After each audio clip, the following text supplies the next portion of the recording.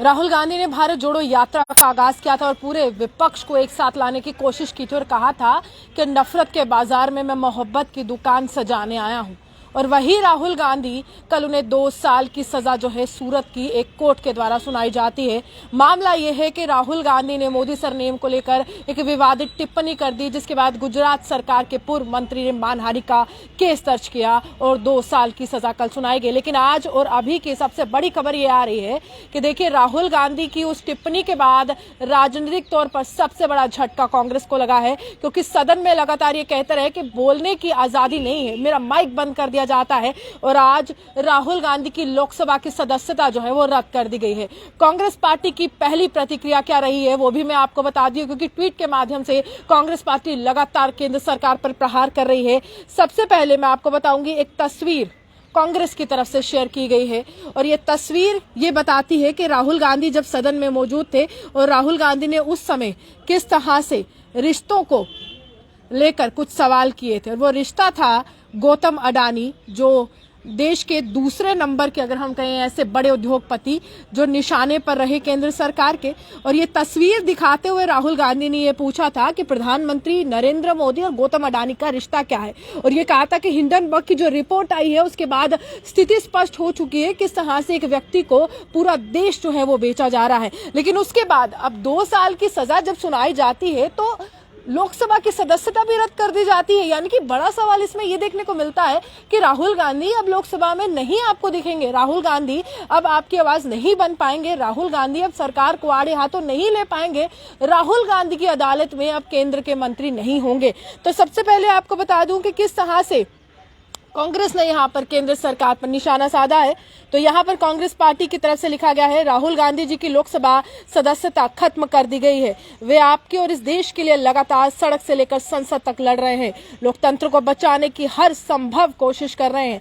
हम षड्यंत्र के बावजूद वह ये लड़ाई हर कीमत पर जारी रखेंगे और इस मामले में न्यायसंगत कार्रवाई जो है वो करेंगे। लड़ाई जारी है, यानी कि साफ तौर पर ये जो जंग छेड़ी है राहुल गांधी ने नफरत के खिलाफ, जिसमें लगातार वो ये कहते रहेंगे नफरत की राजनीति को समाप्त करना है। और नफरत की राजनीति का बीज वो आरएसएस को कहते रहे हैं।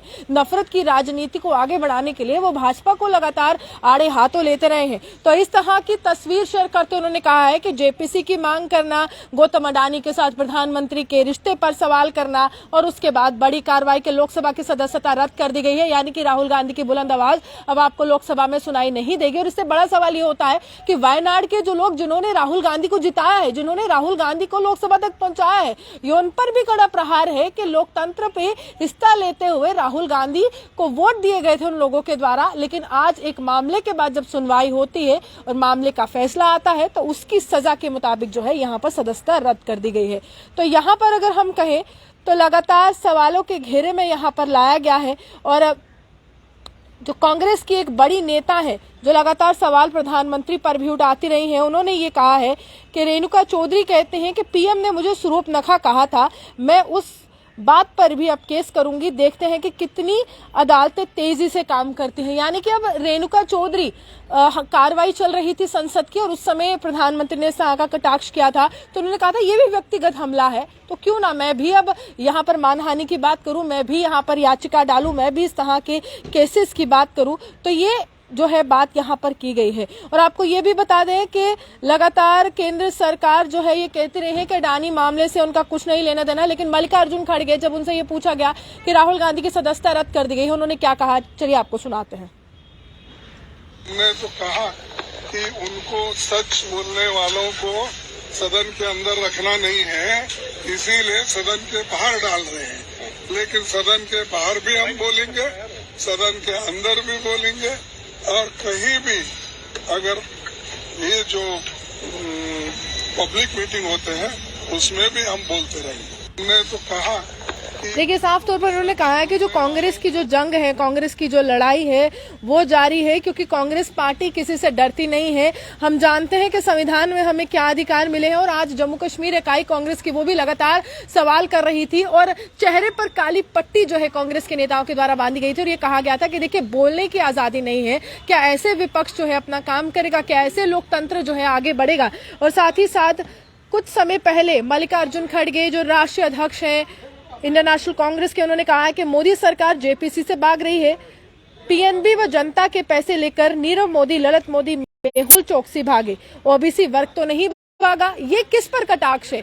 आज सुबह ही जेपी नड्डा जो राष्ट्रीय अध्यक्ष हैं भाजपा के, उन्होंने कहा कि देखिए राहुल गांधी को राजनीतिक समझ जो है वो काफी ज्यादा कम है और राहुल गांधी राजनीतिक फायदे के लिए उन्होंने इस तरह का बयान दिया जिसमें ओबीसी समाज पर कड़ा प्रहार था। ओबीसी समाज का अपमान क्या है? तो ये अब जवाब जो है एक राष्ट्रीय अध्यक्ष दूसरे राष्ट्रीय अध्यक्ष को दे रहा है, यानी कि मल्लिकार्जुन खड़गे अब जवाब दे रहे हैं यहाँ पर सीधे तौर पर जेपी नड्डा को। उन्होंने कहा कि ओबीसी वर्ग का कोई व्यक्ति तो नहीं ना यहाँ पर पैसे लेकर भागा था, फिर उनका अपमान कैसे हुआ? एसबीआई हो, एलआईसी हो, दोनों को नुकसान आपके परम मित्र ने पहुंचाया। अब ये परम मित्र कौन है? परम मित्र है गौतम अडानी, जिसका जिक्र किया जा रहा है। और हिंडनबर्ग की रिपोर्ट के बाद कहीं ना कहीं देश में हलचल थी और सियासी बवाल भी होता हुआ नजर आया। एक तो चोरी में सहयोग, फिर जातिगत रणनीति का प्रयोग शर्मनाक है। यानी कि एक तरफ से आप पूरी मदद करते हैं गौतम अडानी की इस घोटाले में, लेकिन दूसरी तरफ से आप उनको बचाते भी हैं, तो ये बहुत ज्यादा शर्मनाक है। आज एक बहुत बड़ी खबर है और बहुत बड़ी कार्रवाई यहाँ पर राहुल गांधी पर की गई है और लगातार सवाल उठाए जाते हैं कि क्या राहुल गांधी की यहाँ पर सदस्यता जो है खत्म होगी। तो आज सदस्यता लोकसभा से खत्म हो चुकी है, लेकिन ये खबर के बाद जो है कांग्रेस पार्टी लगातार सवाल उठा रही है कि आखिरकार इस प्रकार की रणनीति क्यों, जहां पर विपक्ष जो है लगातार जो है दीवार बनकर खड़ा है प्रधानमंत्री के समक्ष और जवाब देने के लिए ना तो केंद्र सरकार का कोई मंत्री है ना प्रधानमंत्री। एक और मामला है उसका भी मैं जिक्र करूंगी। हाल ही में दिल्ली पुलिस राहुल गांधी को तलब करने पहुंची थी। वो मामला था कि भारत जोड़ो यात्रा जब जम्मू कश्मीर पहुंची थी तो राहुल गांधी ने श्रीनगर में जनवरी के महीने में ये कहा था कि देखिए मेरे साथ कुछ महिलाएं ने मुलाकात की है और उन्होंने कहा कि हमारे साथ बलात्कार हुआ है। तो उसके बाद दिल्ली पुलिस पहुंचती है, दिल्ली पुलिस पूछताछ करती है कि आप जवाब दे दीजिए कौन महिलाएं थी, किनके साथ अन्याय हुआ है। उसको लेकर भी यहाँ पर अगर हम कहें पवन खेड़ा प्रहार करते हैं, कहते हैं कि अब तो बोलने की भी आजादी नहीं है। कोई मुलाकात करता है, अपनी व्यथा सुनाता है, राहुल गांधी जनसभा को संबोधित करते हुए उसकी जिक्र कर देते हैं, तो उसको लेकर भी, उन बयानों को लेकर भी यहाँ पर पूरी तरह से प्रहार किया जाता है, यानी कि उसको भी एक मुद्दा बनाया जाता है और पुलिस भेज दी जाती है। यहाँ पर यह भी कहा गया कांग्रेस के नेताओं के द्वारा कि दिल्ली पुलिस इस समय अमित शाह के अधीन है, यानी कि गृह मंत्री के अधीन है, केंद्र शासित प्रदेश है, तो उन्हीं के इशारे पर यह सब हो रहा है और उन्हीं के इशारे पर विपक्ष को दबाने की कोशिश जो है इस समय की जा रही है। कांग्रेस ने पहली प्रतिक्रिया दी है और कांग्रेस ने कहा है ये सियासी जंग नहीं है बल्कि ये लोकतंत्र को बचाने की जंग है और इस जंग में हम लगातार आगे बढ़ते रहेंगे। आप भी हमारे साथ बने देखते हुए जम्मू सुहान के